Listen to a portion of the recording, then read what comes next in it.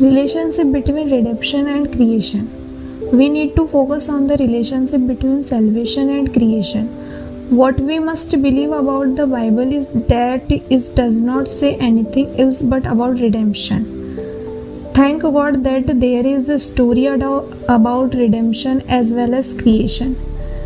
The will of God's heart is expressed in creation. In God's creation, His purposes, His plan, and His predetermined will are all explained. Creation reveals God's eternal purpose. It shows us what God is really after. The place of redemption can be higher than the place of creation. What is deliverance? Redemption recovers what God did not obtain through creation. Redemption does not give us anything new. It simply gives back to us what is really ours. Through redemption, God achieved His purpose in creation. To redeem means to save and to claim. To create means to decide and start. There is something after redemption so that God's purpose is creation can be accomplished. O God, children, do not despise the creation, thinking that redemption is everything. Redemption belongs to us, it benefits us by saving us and bringing us to eternal life. But creation is related to God and God's work.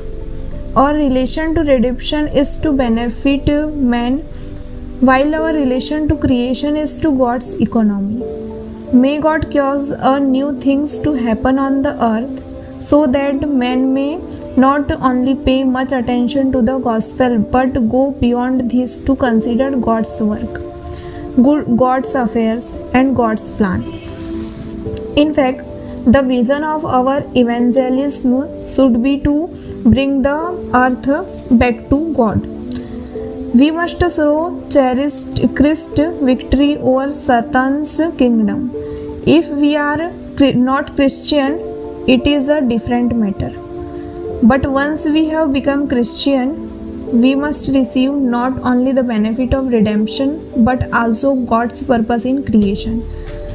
Without redemption, we could not belong to God. But once we have been saved, we need to offer ourselves to God in our to achieve the purpose for which the first man was created. If we focus only on the gospel, it will be incomplete. God needs this part of the half matter so that man can reign for Him on the earth and not allow Satan's live here any longer. This half also requires the church, Hebrews, to show that redemption is not just a forgiveness of sin so that man can be saved, but also the bringing of man back into the purpose of creation. Deliverance can be compared to the valley between two peaks. Like is sent down from one peak and is promoted to climb another. He is released. It faces the lowest part of the valley. The simple meaning of redemption is that is to save the man from falling again and to lift him up. On the one hand, God's will is infinite and absolute, straight, without any scope, so that the purpose of creation is achieved to be. On the other hand, something happened. Man is fallen and man is separated from God, has separated. The distance between him and God's eternal purpose may be great. It's over.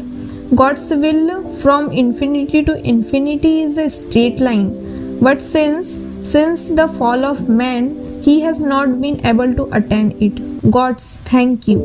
There is a cure called deliverance. When salvation come, man had to go somewhere, no need to go down.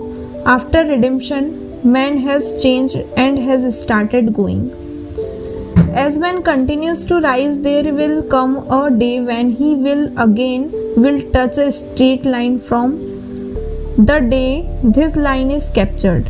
The state will come. God's plan and God's rest. We thank God that we have redemption. Furthermore, we will be reduced to a lower level. We will be oppressed by Satan until we have no way to rise.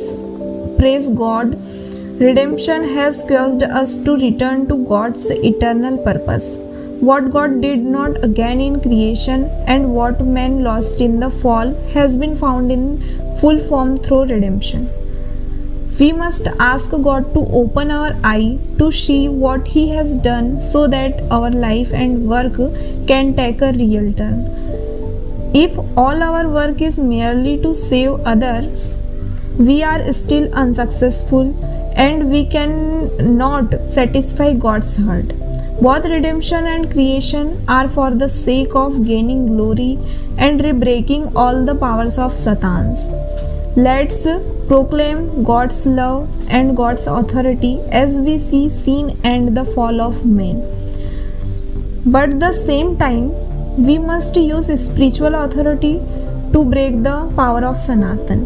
The work of the church has two sides: bearing witness to cherished redemption and bearing witness to cherished victory.